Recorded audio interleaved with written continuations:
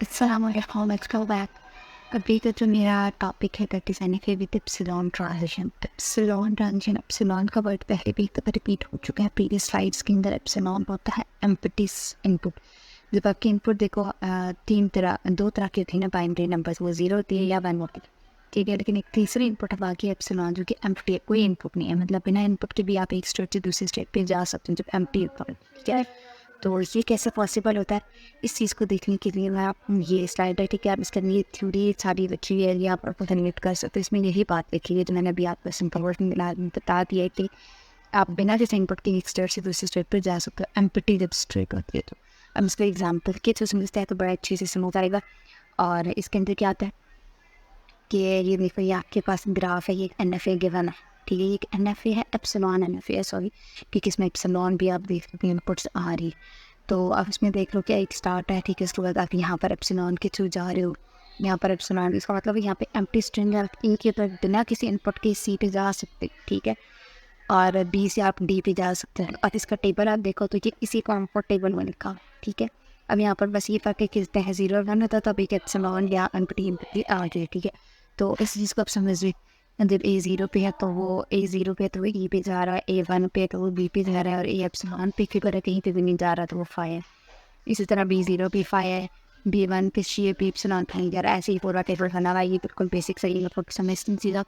And then next concept is closure of states, जो कि एप्सिलॉन-NFA के अंदर बड़ा इंपॉर्टेंट कॉन्सेप्ट.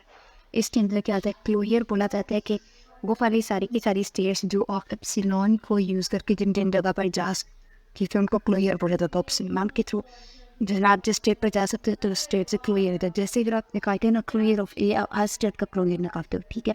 तो पहले आप क्लोजर ऑफ ए निकाल रहे हो ना, तो क्लोजर ऑफ ए के लिए आप देखो कि मैं एप्सिलॉन को यूज़ करती हूँ कहाँ पे जा सकूँ.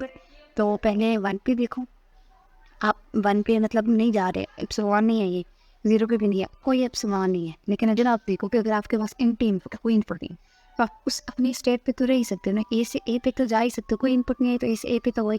तो closure of A is A, ठीक है. कोई एप्सिलॉन नहीं था तो ए बोल दिया.